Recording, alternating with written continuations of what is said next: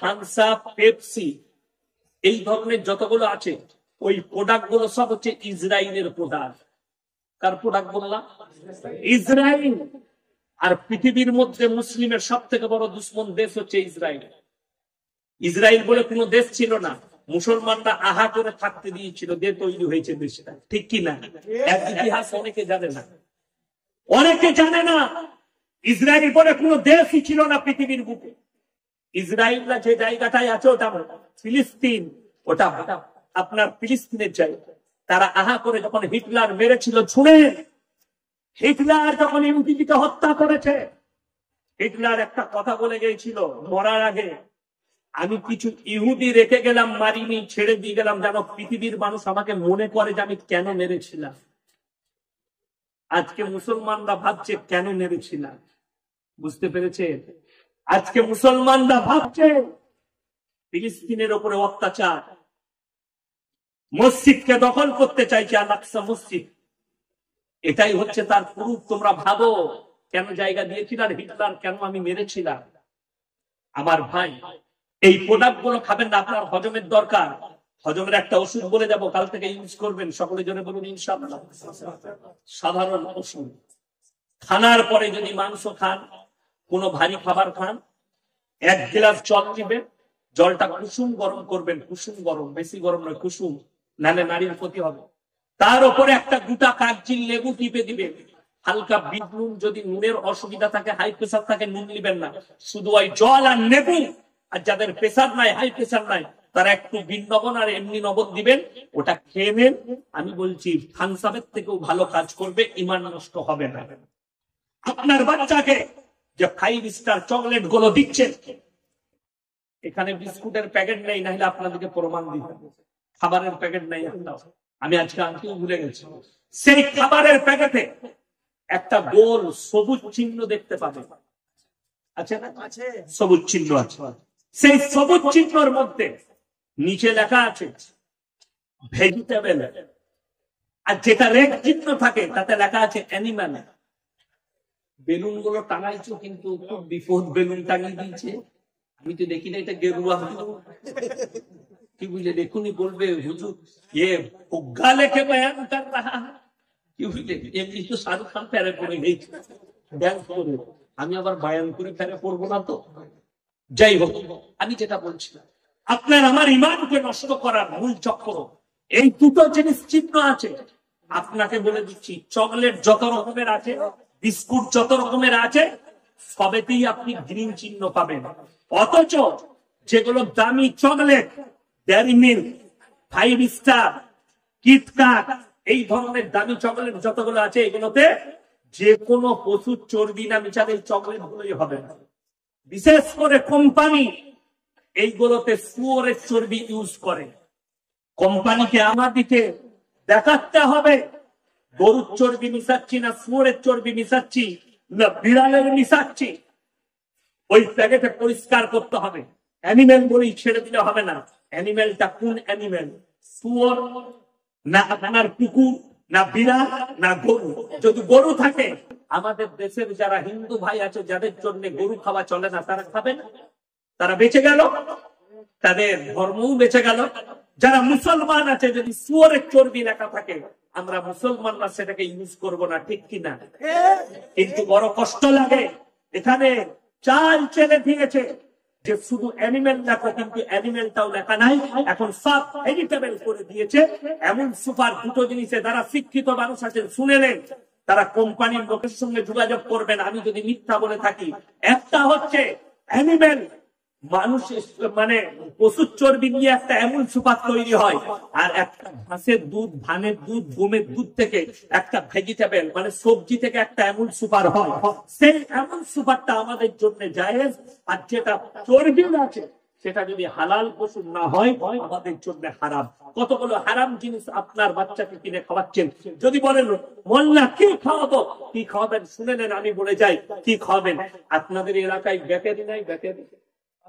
Bakery নাই?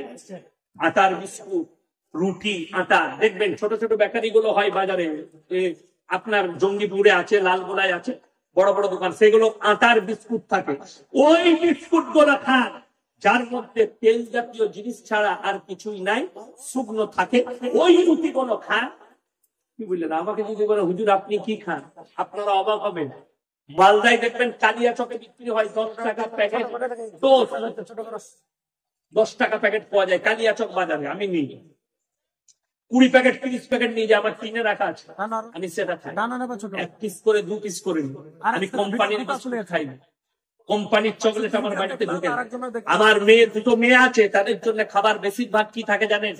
ফল fruit থাকে। Apple খাও, বেদানা খাও, এই শীতকালে কমলা লেবু খাও। এগুলো হালাল না হারাম? হালাল। এগুলোর মধ্যে কিন্তু চর্বি ঢুকাতে পারবে না, পারবে না। আপনি ন্যাচারালি জিনিসগুলো খান। আজকে মানুষ রোগগ্রস্ত কেন বেশি বলে দিই, 2 পিস মাংস খেয়ে আমাদের দেশে বিয়ে বাড়িতে 3 পিস বেশি খেয়েছে। এগুলো হজম হয়নি, 2 পিস মাংস খেয়ে হজম হয়নি। আর যেগুলো 70 বছরের বুড়ো আছে, কত বয়স হলো বাবাজি? 70। এদিকে জিজ্ঞেস করুন, এরা ছোটবেলায় 3 কেজি মাংস খেয়েছে, কোনো হজমের বড়ি লাগে বলছিল আমার ভাই। আর এখন মানুষ খাবার আগে গ্যাসের ট্যাবলেট, খাবার পরে একটা মার। তাহলে তো রইল কি? আপনারা যে চালগুলো খাচ্ছেন, চাল কিনে খান না বাড়িতে তৈরি করে খান? কিনে খান। রাইস মিল গুলো আপনাদের দেশে না আমার বর্ধমানে? পশ্চিম বাংলার সব থেকে বড় রাইস মিল আমার বাড়ির রোডের ওপর, লাল বাবা গোল্ড। টিভিতে অ্যাড দেখতে পাবেন, লাল বাবা ভদ্রেশ্বর রাইস মিল, 300 কোটি টাকার প্রজেক্ট। কয়েকশো বস্তা, কয়েক হাজার, 3000 না 4000 বস্তা ধান প্রত্যেক দিন লাগে তার ডয়ারে, চাল তৈরি হয়। সেই মিল আমার বাড়ির কাছে। আপনারা জানেন আমাদের দেশের লোক, আমি নিজে, আমার বাবা, আমরা মিলের চাল খাই না। বাঁকুড়া ডিস্ট্রিক্ট থেকে ঘরামি চাল কিনে নিয়ে আসি, দিয়ে খাই। ওই মিলেতে পাউডার পালিশ দেওয়া হচ্ছে, রবার পালিশ মারা হয়, তবে চালটা স্লিপ মারে আর চকচক করে। আমার মায়েরা একবার ধুয়ে ভাত চাপিয়ে দিল, সেই ভাতের পাউডার গুলো, পালিশ গুলো আপনার পেটে যাচ্ছে। ওই জন্য ক্যান্সারে বোম্বেতে সব থেকে বেশি বাঙালি। শুধু তাই নয়, আগে আমরা সরষের তেল বাড়িতে তৈরি করে খেতাম না। আমি আমার শ্বশুরকে বলি, প্রতি বছর পয়সা দিই, 2 কুইন্টাল 4 কুইন্টাল আমার জন্য সরষে কিনে রেখে দিবে। বাড়িতে গরু আছে, তোমরা ফলগুলো নিয়ে নিবে, আমাকে খালি তেলটা পাঠাবে। প্রতি মাসে 5 লিটার করে তেল পাঠায় আমার বাড়ির জন্য। কেন? চোখের সামনে দেখতে পাবেন বর্তমানে কলকাতায় এত বড় করাপশন চলছে দেশে, ওই তেলগুলোকে কেমিক্যাল দিয়ে তেল তৈরি করছে। আপনারা যেগুলো খাচ্ছেন কোম্পানি সিল করা মাল, ওইগুলো ভেজাল আছে। যদি কোনো দোকানে আমার সঙ্গে চ্যালেঞ্জ লাগে, তাকে আমি গাড়িতে চাপিয়ে নিয়ে প্রমাণ দেবো কোথায় কোথায় সিল হচ্ছে।